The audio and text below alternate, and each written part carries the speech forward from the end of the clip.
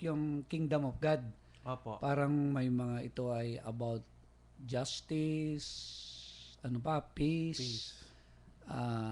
Ano pa ba yung mga magagandang katangian nito na ipinapakilala nun? Siyempre, happiness, joy, kapayapaan. Siguro pag yung mga advocacy mo ay kontra doon, not actually advocacy, kung Ways. yung mga ways mo ay kontra sa katarungan, sa kapayapaan, sa unity, mga ganyan, ay nagiging stumbling block ka o nagiging hadlang para mapabagal yung tinatawag na pagtatatag ng kaharian ng Diyos. At yun naman, kapag nagtatrabaho ka sa kabilang banda para sa kapayapaan, katarungan, hindi ba yung Beatitudes? Opo. Opo. Sige nga, kung ma-recall natin yung Beatitudes, actually, yun yung mga kanya, no? Yung bang parang the Beatitude para sa kaharian ng Diyos. Yung Beatitude na yun, ano? Kung Opo. ano yung tamang kan na yun, di ba? Yung, Mapapalad ang may ayan, Ayan sige, ang- maganda yan. Sige, basahin mo. Basa. Ito Oh. po kasi yun nung Monday. Okay, nagsimba sige, okay, ako basahin nun. mo. Alam yan. Beatitude yan. Beatitudes po Oh. ito. Mapapalad ang mga may diwa ng dukha sapagkat sa kanila ang kaharian ng langit. Okay. Mapapalad ang mga nagluluksa sapagkat pagiginhawahin sila.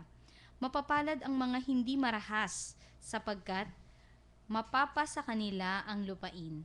Mapapalad ang mga nagugutom at nauuhaw sa katarungan sapagkat bubusugin sila. Katarungan. Mapapalad ang mga maawain sapagkat kaaawaan sila. Mapapalad ang mga may busilak na puso sapagkat makikita nila ang Diyos. Mapapalad ang mga nagpupunyagi para sa kapayapaan sapagkat tatawagin silang mga anak ng Diyos. Mapapalad ang mga pinag-uusig dahil sa katarungan sapagkat sa kanila ang kaharian ng langit. Ayun, Wow. mapapalad Yan. kayo kung Ayan, maganda brother. iniinsulto kayo at pinag-uusig at sinisira ang puri dahil sa akin. Ayun, Magalak kayo. magsaya kayo at Ayan. magalak sapagkat malaki ang gantimpalang nasa inyo, nasa Diyos para sa inyo. Wow. naman. Beatitudes. Any comment, brother? Sa nabasa natin? Napakaganda po ng mga Oo. sinabi ng ating nung mga Beatitudes. Oo. Oo nga po, kaso nga po, Father, minsan mahirap din pong makita ano po sa isang tao. Maganda po yung mga message niya, kaso yun nga po, siguro laging challenge. Minsan sarili po natin mismo ang nagiging hadlang Yes sa po. paghahari ng kaharian ng Diyos. Yeah. At yan, of course, yung yung sarili, di ba? Yung Opo. mismo yung hadlang. Actually nga, yung buhay daw natin dito sa mundo, hindi ba? Alam naman natin na spiritual journey hanggang maitatag yung kaharian ng Diyos. Pero ang nangyayari, merong spiritual warfare na nangyayari, yung Opo. laban ng God at devil. At yung laban ng mabuti tsaka yung masama. At tayo mismo mararanasan natin yon. Kung minsan ay may bong Romano na mabait, nilalabanan ng bong Romano na hindi mabait. Siguro hindi ba minsan yung ang description, meron daw aso na nag-aaway sa atin palagi, Opo. yung black and white Opo. na nakon parang ganoon. Kaya yung hamon sa atin yan, papaano palagi na napapanatili mo ng pinapaboran mo, kinikilingan mo, at yung pinagtatagumpay mo ay yung para sa mabuti, yung para sa Diyos. Talagang nangyayari yan palagi. Dito lang mararanasan mo na merong spiritual fight talaga, yung warfare na tinatawag. Kaya lang yung nga, paano tayo makikipagtunggalian na matatalo natin talaga yung masama. Kasi kung minsan yung iba nagpapagamit sa masama Opo. Nakikita mo na kung minsan nandun yung buntot ng ahas, nilalaro mo pa yung yung buntot ng ahas, di ba? So yan, yung mga ganoon. So maging aware lang tayo na ang tinatatag po natin ngayon ay yung kaharian ng Diyos.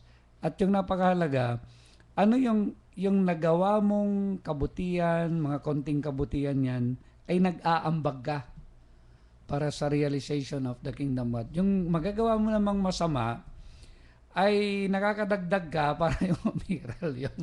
Kaya stumbling block. Opo. Mhm, Parang yung- sila po yung mga kontrabida. sa Kung may pelikula. bida, may kontrabida, ano? Ayun, maganda yun, di ba? Sa pelikula, merong bida, may kontrabida. Opo. Pero sa bandang huli, akala mo matatalo yung bida.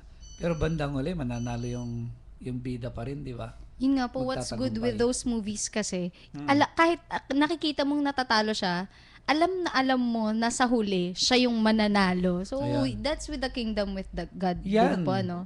Kaya nga yung ending ng tinatawag na liturgical season natin, magmula sa Advent, dire-diretso yan. Kaya yung ending ay Christ the The King. King. Christ the King. Yung paghari ng Diyos. And of course, yung Christ the King na yan, mangyayari kapag naganap na yung tinatawag na final judgment. And what is that final judgment? Kapag dumating na yung ating Panginoon, yung second coming, at yun na yung paghari Opo. ng Diyos. Kaya, napakahalaga po yung tinatawag na participation natin. And of course, siguro, yung meron pa tayong oras, yung active mission natin for the kingdom. Opo. Siguro maging instrument tayo ng conversion, Maris. Hindi ko po talaga maiwasan na gusto ko talagang basahin yung unang sige nga, netong reflection po nung simbahay. Sabi po kasi dito, sa pagbabalik natin sa karaniwang panahon, bumabagtas tayong muli sa ating pang-araw-araw na buhay at landasin bilang mga Kristiyanong sumisibol at hari naway nagbubunga. Doon talaga ako natuwa. Hari naway nagbubunga sa tulong ng biyaya ng Diyos. Kasi po 'di ba, yun nga sinabi niyo po kanina na mag-e-end siya sa Christ the Christ King. the King, yeah. Start pa lang ng Advent, start pa lang ng Advent season. Alam mo na agad na darating tayo sa Christ the King. Although malayo pa siya, pero darating at darating siya. So, unti-unti po, hindi mo napapansin, lumalapit tayo. Gaya ngayon, ilang buwan na lang na naman, Christ the King na naman. Di ba po? Pero siguro po, sa Kingdom of God, yun din siya. Hindi man natin nararamdaman ngayon. Hindi natin alam kung kailan siya darating. Kung Pero kailan, darating yan. darating siya. Sigurado tayo doon. Pero hindi po natin alam kung saan. At bilang kabataan, bilang mga kumbaga bilang manlalakbay dito sa mundo, we have to earn, kumbaga po, sa langit. Mag-earn na tayo ng mga gamit na pantayo ng kingdom. Ganun po. By doing good. Yan po. Yeah.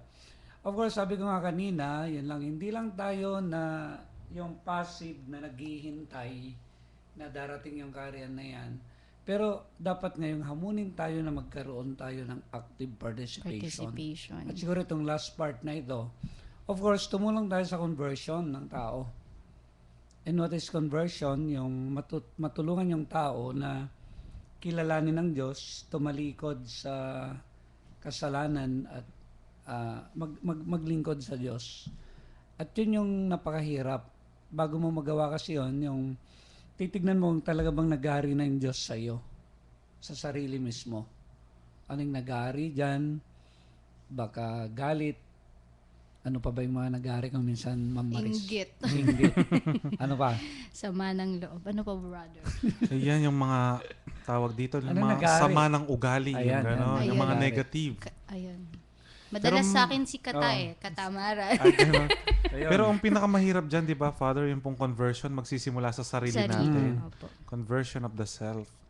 Na mahirap pong minsan conversion kasi, yun nga, nakagawian mo na yung mga bagay. Mahirap minsan itama yung maling ugali, lalo na nakagawian mo na. Kasi hindi ka pwedeng pagharian ng Diyos kung hindi mo ihanda yung sarili mo for Yes, Father. conversion na yan. Kaya napakahalaga na tayo mismo yung habang hinahangad natin yung tinatawag na pag-ari ng Diyos. So, maghangad tayo na simulan sarili. Kaya yun yung napakahalaga. Yung Father, minsan, kasi nga po, di ba, medyo nagbibigay na rin ako ng talk sa isang, formation. Minsan para sa akin, yung sinasabi ko po, naging stumbling block din ako sa sarili ko kapag alam ko na hindi ako ready. Yeah. Hindi ako makapagbigay din ng talk. Kasi po natatakot ako din na baka yung masabi ko sa kanila hindi galing dito sa puso.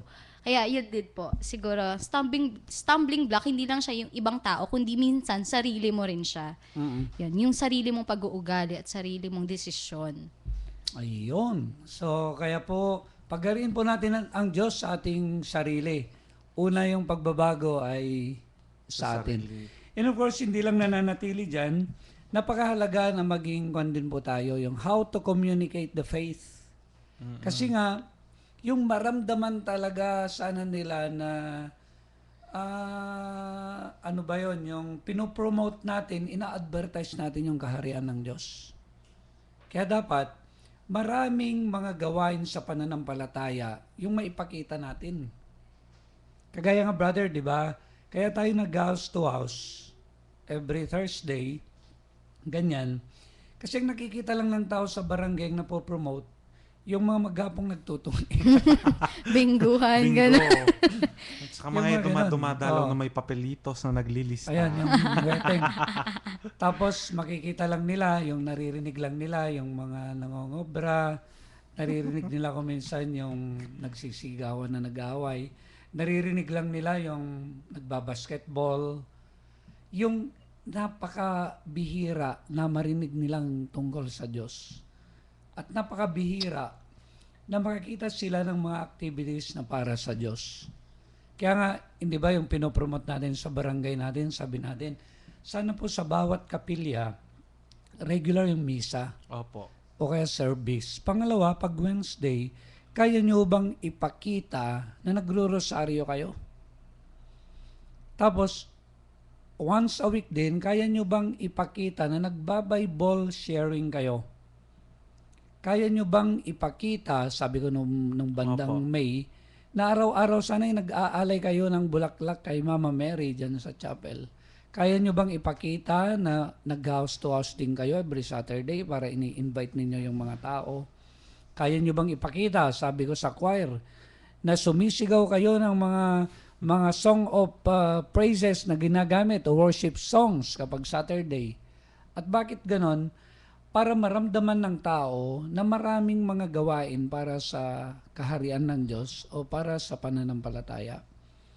Kaya dito tayo natatalo ng mundo eh.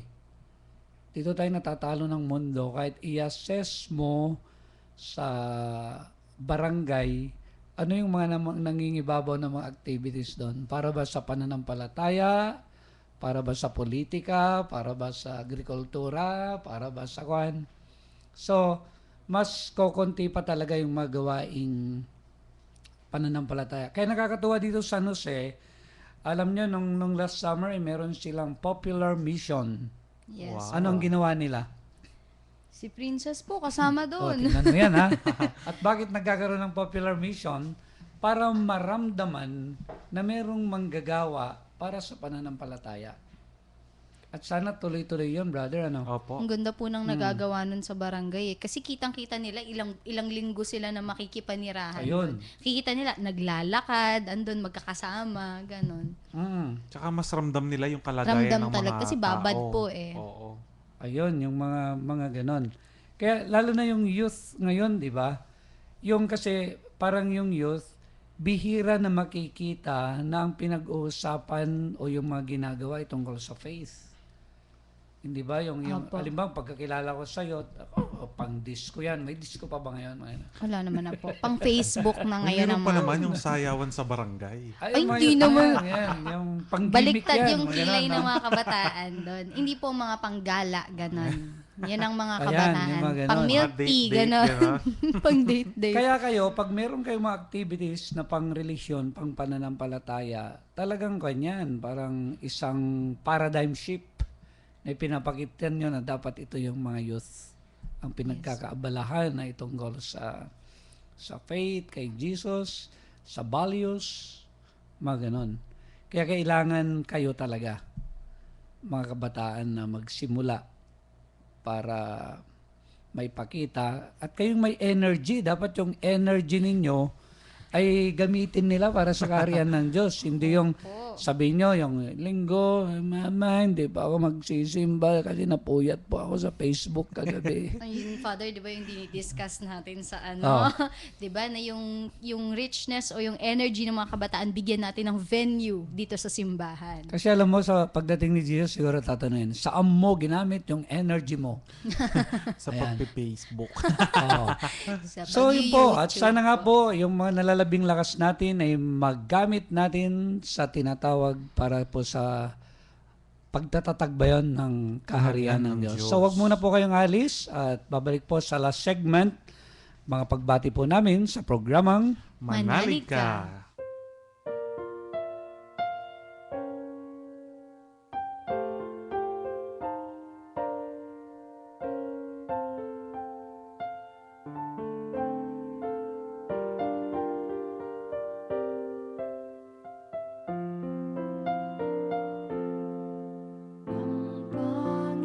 Panginoon, ang aking pastor, wala akong dapat ikapangambahan anuman. Lundi ang pastulan, taon hihimlay, malinaw na batis, pamatid uhaw, sa tamang landas, ako'y babanaagan, kay tapat niya sa akin. Ang Panginoon, ang aking pastor, wala akong dapat ikapangambahan anuman. Dilim at panganib siyang papawi, pisig at kapit, tatag ng dibdib, ang hain niya nga, ang sagana ng buhay. Tahanan ko'y kanyang pag-ibig. Ang Panginoon, ang aking pastor, wala akong dapat ikapangambahan anuman. Dalangin ko lamang, O Panginoon, ay pagkabagabag ng kalooban. Kung piliin ko man, maligaw ang pag-ibig, tawagin mo at akayin pauwi. Ang Panginoon, ang aking pastor, wala akong dapat ikapangambahan anuman. Ang Panginoon, ang aking pastor, wala akong dapat ikapangambahan anuman.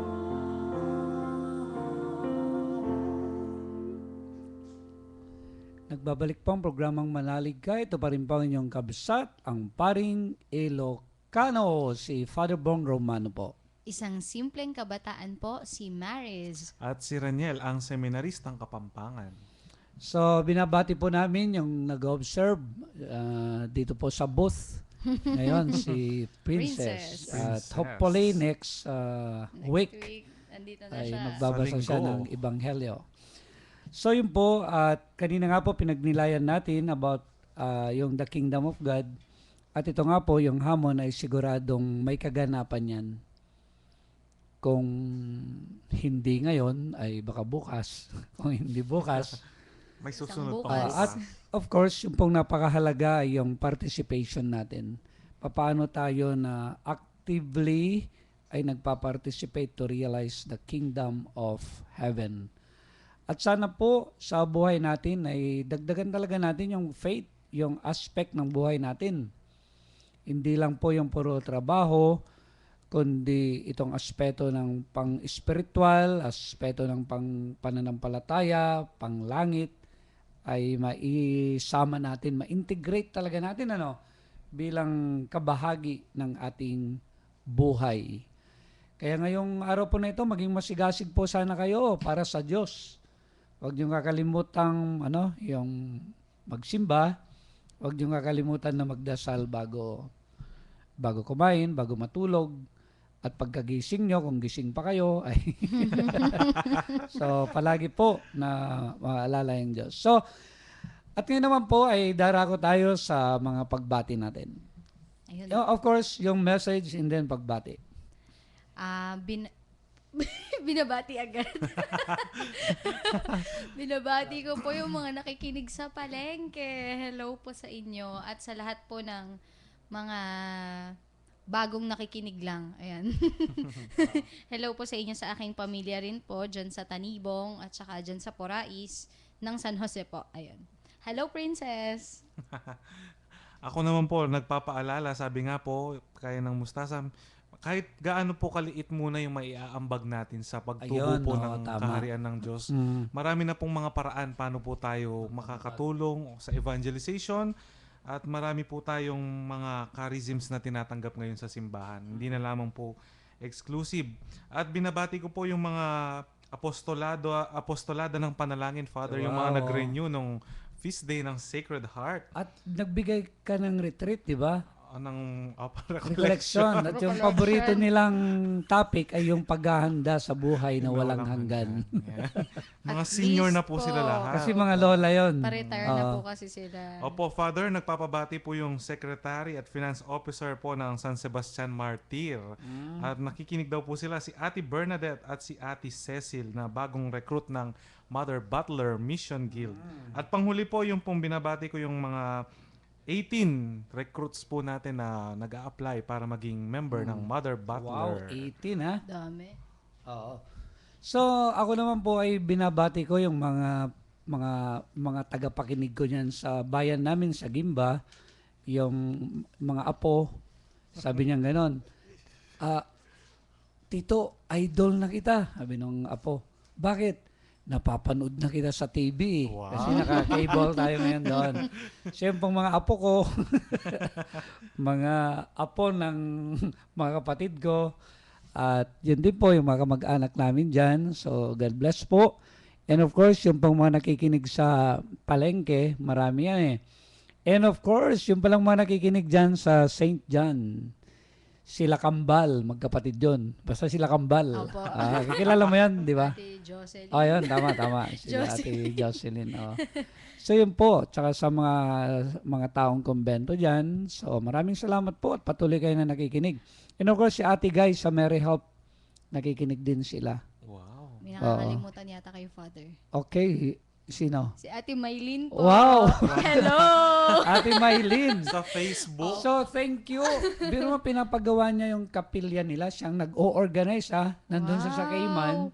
Pero ang dami niyang na-o-organize para magawa yung chapel Bongga. nila. Wow naman. And of course, siya mismo ang nagsasample. Siya yung nagbibigay muna ng tulong. Nakakatuwa. Talagang misyonera ka talaga, Maylin. Yan. God bless you. Nagko-contribute po siya sa Kingdom Oo. of God. Yeah. Grabe, talagang Kahit nakakahanga. OFW, So, di ba? Yes. God bless you, Maylin, ha? So, thank you. Pagpalain ka ng Diyos, pagpalain ng Hello, iyong ate. buong pamilya. Nakakabilib ka. So, nakakabilib ka talaga. So, yun po. At tatapusin natin ngayon ang ating programa sa pamagitan ng isang panalangin. Sa ngalan ng Ama, ng Anak, ng Espiritu Santo. Amen. Mapagmahal na Ama, alam po namin na itatatag ang iyong kaharian. Ikaw ay naghahari na ngayon, bagamat marami ang hindi nakakapansin. Nawa, tulungan mo po kami upang maging instrumento mo po kami na aktibo sa iyong paghahari. Sabi nga po ni Brother Raniel, yung magawa po namin ito, yung contribution namin po, Panginoon, sa mga maliliit na mga bagay para sa kabutihan at para sa iyong kaharian. Tulungan mo po kaming maging instrumento, kami ng mga pari, mga seminarista, mga kabataan, at ang mga organisasyon sa aming simbahan. Nawa, magampanan po namin sa iyong pagpapala at sa iyong kalooban. Ang lahat ng ito, Ama, iniling namin sa ngalan ng iyong anak at ng Espiritu Santo magpasawalang hanggan. Amen. Sumayin niyo ang Panginoon At sumayo rin. at pagpalain kayo ng mapagmahal na Diyos, Ama, ng Anak at ng Espiritu Santo. Amen. Amen. Ayan. Konting paalala lang Okay. po. Ngayon ko Sige. If family is our priority, many things to worry. If career is our priority, satisfaction have no warranty. If love life is our priority, we'll end up empty. If money is our priority, we'll be destroyed greatly. But if God is our priority, He will bless our family, career, love life, and money, all to be used for His glory. Ayun. Yan. No, Kanina ko pa siya tinitignan Kaya eh. sabihin mo na kagad nun, ang inyo pong lingkod. Ang inyo pong lingkod. Baka makalimutan ko na naman. Okay. Maris po, isang simpleng kabataan. At magkita-kita po tayo muli sa susunod na linggo. Si Raniel, ang seminaristang Kapampangan. Ang inyo pong kabsat, nananatiling paring Ilocano, si Father Bong Romano po. Diyos tiagnina, kada kayo am amin apo.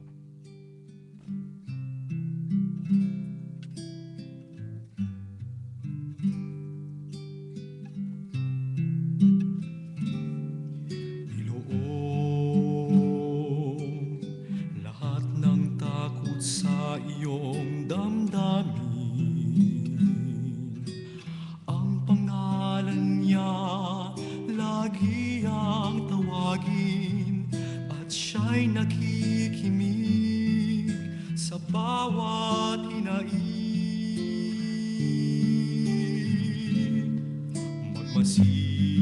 Magmasid at mamulat sa kanyang kapangyarihan.